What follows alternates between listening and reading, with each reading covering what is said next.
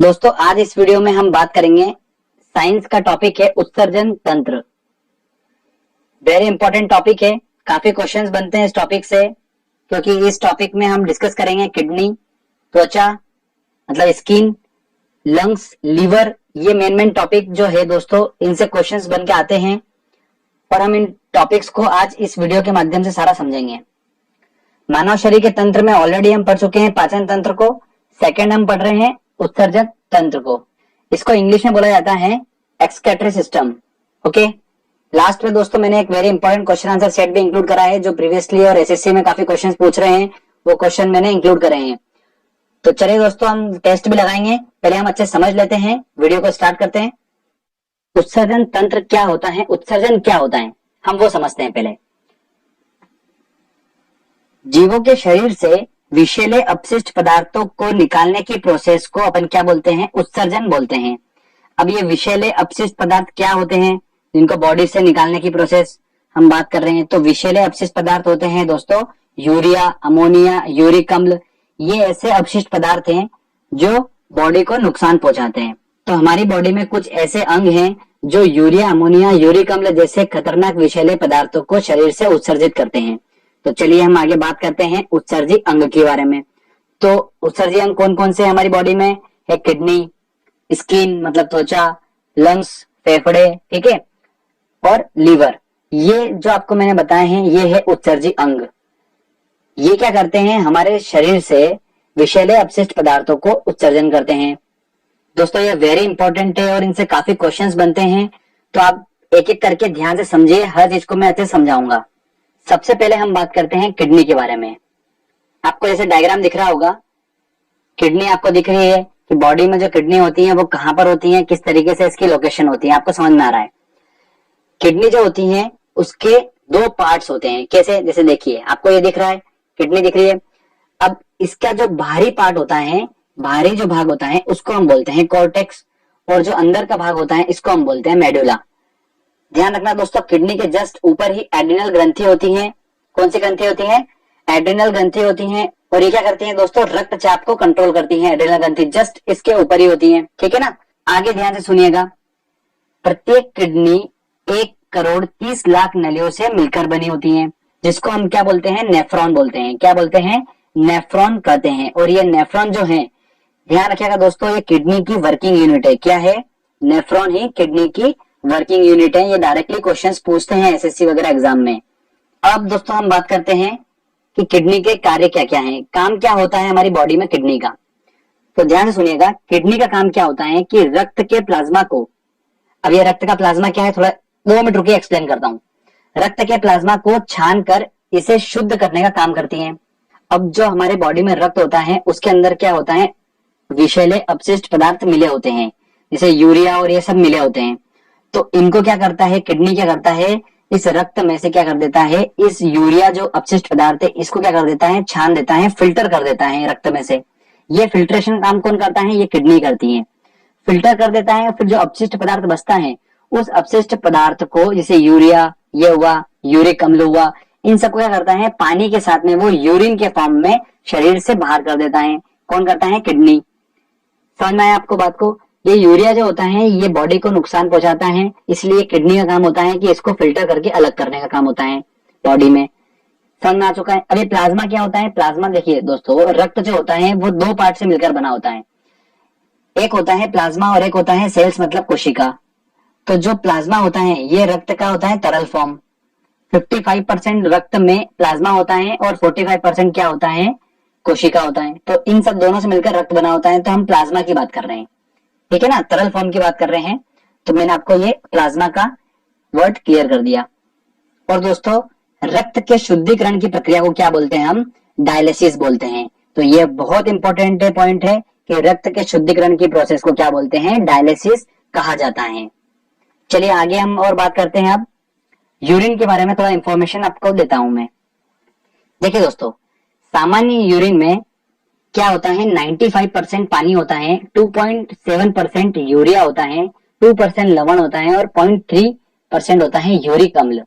ये होता है सामान्य यूरिन में।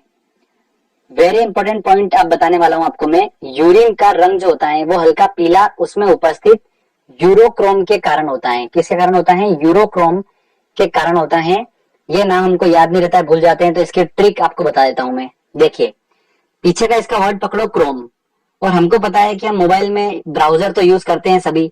तो कौन सा ब्राउजर यूज करते हैं? लैपटॉप और इसमें मोबाइल में क्रोम यूज करते हैं, बिल्कुल करते हैं। तो वहां पर आपको येलोइश दिख रहा है वो, तो उससे आप थोड़ा सा आइडिया लगा सकते हैं कि यूरिन का रंग जो होगा हल्का पीला, उसमें उपस्थित यूरोक्रोम के कारण होता है। तो क्रोम क्रोम मैच खाएगा तो हल्का सा येलोइश हम पकड़ सकते हैं उसको। ठीक है, इस तरीके से ये ट्रिक्स आप याद कर लीजिए। अगला बात करते हैं कि मानव का जो यूरिन होता है उसका पीएच वैल्यू क्या है? 6 है उसकी पीएच वैल्यू। तो ये भी डायरेक्टली क्वेश्चन हो सकता है, पूछ ले, मैंने आपको बता दिया। अगला दोस्तों वेरी इंपॉर्टेंट पॉइंट है, किडनी में ही पथरी बनती है। कहां पर बनती है? किडनी में ही।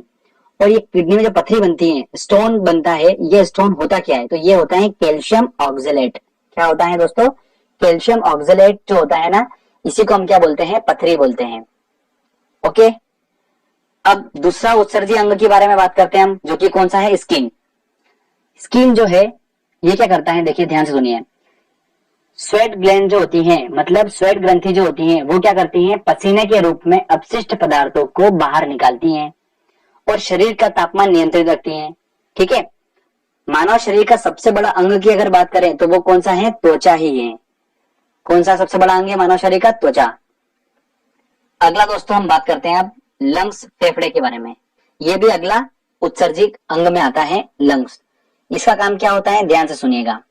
लंग्स का काम यह होता है कि मानव शरीर में कार्बन डाइऑक्साइड जो बन रही है, जो CO2 निर्मित हो रही है, उसका उत्सर्जन करता है कौन? लंग्स करते हैं, फेफड़े करते हैं। तो अब दिमाग में ये तो आ रहा है कि ठीक है, कार्बन डाइऑक्साइड का उत्सर्जन करने का काम फेफड़े का होता है, ठीक है, लंग्स का काम होता है। बट ये CO2 आ कैसे रही है बॉडी में, कैसे बन रही है, ये भी डाउट आते दिमाग में। तो थोड़ा सा क्लियर कर देता हूं मैं आपको। देखिए, शरीर के ऊतक मतलब टिश्यू, शरीर के टिश्यू जो होते हैं वो क्या करते हैं? कार्बोहाइड्रेट, वसा, प्रोटीन का मेटाबॉलिज्म करते हैं। अब दो वर्ड हमारे दिमाग में डाउट आ गया कि ये तो टिश्यू ऊतक क्या होता है और मेटाबॉलिज्म क्या होता है। कार्बोहाइड्रेट, वसा, प्रोटीन तो मैंने आपको पिछले लेक्चर में बता दिया है पाचन तंत्र में, पर ये दो क्या है? तो ध्यान सुनिए। मेटाबॉलिज्म का मतलब होता है पचाना। एक प्रकार से क्या होता है? भोजन जो हम होता है उसको ऊर्जा में परिवर्तित करने का काम, ये जो होता है मेटाबॉलिज्म बोलते हैं इसको। तो चलो ये तो समझ में आ गया, पाचन करते हैं। पर आपने बताया था सर कि शरीर में जो कार्बोहाइड्रेट, वसा, प्रोटीन का पाचन तो शरीर के अंग करते हैं डिफरेंट डिफरेंट, जैसे कि अमाशय हुआ और बहुत सारे करते हैं। तो फिर ये टिश्यू कैसे करते हैं कार्बोहाइड्रेट, प्रोटीन, वसा का पाचन? तो इसको भी ध्यान से सुनिए। अब होता क्या है, देखिए, ऊतक क्या होता है, टिश्यू क्या होता है। हमारा जो बॉडी होती है वो बॉडी छोटी छोटी कोशिकाओं से मिलकर बनी होती है, आप सभी को पता ही है। तो कुछ ऐसी कोशिका होती हैं जो समान कार्य करती हैं। तो वो क्या करती हैं? एक आपस में मिलकर एक ग्रुप ऑफ सेल्स बना लेती हैं, मतलब कोशिकाओं का समूह बना लेती हैं। अगर उन कोशिकाओं का काम एक जैसा है तो वो क्या करते हैं? आपस में मिलकर एक ग्रुप ऑफ कोशिका, मतलब बोल सकते हैं ग्रुप ऑफ सेल्स बना लेती हैं। तो आपके सामने दिख रहा है, इसको सपोज करते हैं अपन कि ये क्या है? कोशिकाओं का समूह है जो एक समान कार्य कर रहा है। तो ऐसी बहुत सारी कोशिकाओं के समूह होंगे। तो बहुत सारी कोशिकाओं के समूह जब आपस में मिलते हैं तो क्या बनाते हैं? वो एक टिश्यू मतलब एक ऊतक बना लेते हैं। और जब इस तरीके के बहुत सारे ऊतक मतलब टिश्यू आपस में मिल जाते हैं तो एक शरीर का अंग बना लेते हैं। बात समझ में आई? और वही अंग की मैंने बात करी थी पाचन तंत्र में, कि वो अंग जो होते हैं वो कार्बोहाइड्रेट, वसा, प्रोटीन का पाचन करते हैं। तो ये जो बताया मैंने आपको, ये उसका डेप्थ है बिल्कुल। तो क्या होता है दोस्तों, शरीर के जो ऊतक होते हैं वो कार्बोहाइड्रेट, वसा, प्रोटीन का मेटाबॉलिज्म मतलब क्या करते हैं? उसका पाचन करते हैं, जिसकी वजह से क्या होता है? कार्बन डाइऑक्साइड जनरेट होती है और जल वाष्प जनरेट होती है। तो कार्बन डाइऑक्साइड और जल वाष्प को क्या करता है? ये फेफड़े, लंग्स जो होते हैं, ये उसका उत्सर्जन कर देता है। तो ये सिंपल सी बात है, आप समझ सकते हैं। अब अगला नंबर आता है, अगला उत्सर्जक अंग आता है यकृत मतलब लीवर। इसके बारे में ध्यान से सुनिएगा, वेरी इंपॉर्टेंट है और काफी क्वेश्चंस बनते हैं इससे। यकृत का काम क्या होता है? ये एक हानिकारक पदार्थ जैसे अमोनिया और अतिरिक्त प्रोटीन को क्या कर देता है? यूरिया और यूरिक अम्ल में बदलकर किडनी की हेल्प से उत्सर्जित कर देता है। तो दोस्तों ध्यान रखिए, यूरिया कहाँ बनता है? यकृत में बनता है। तो वेरी इंपॉर्टेंट पॉइंट है ये वाला। यूरिया और यूरिक अम्ल में बदलकर उसको किडनी की हेल्प से क्या कर देता है? उत्सर्जित कर देता है। ये यकृत का काम होता है। यकृत का एक और काम होता है लीवर का, ये वसा का पाचन करता है। क्या करता है? ये वसा के पाचन में महत्वपूर्ण भूमिका निभाता है कौन? लीवर। चलिए दोस्तों, अब हमने टॉपिक को अच्छे समझ लिया है, तो अब टेस्ट लगाते हैं और देखते हैं कि हम कितने क्वेश्चन सॉल्व कर पा रहे हैं।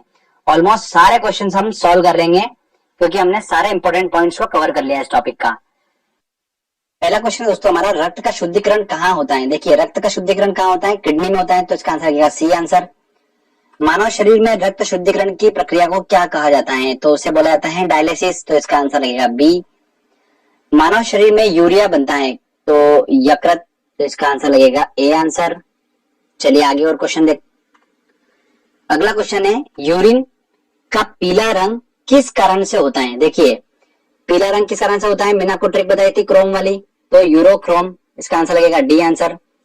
किडनी की कार्यात्मक इकाई क्या है? देखिए दोस्तों, कार्यात्मक इकाई क्या है उसकी? नेफ्रॉन, तो इसका लगेगा आंसर सी आंसर।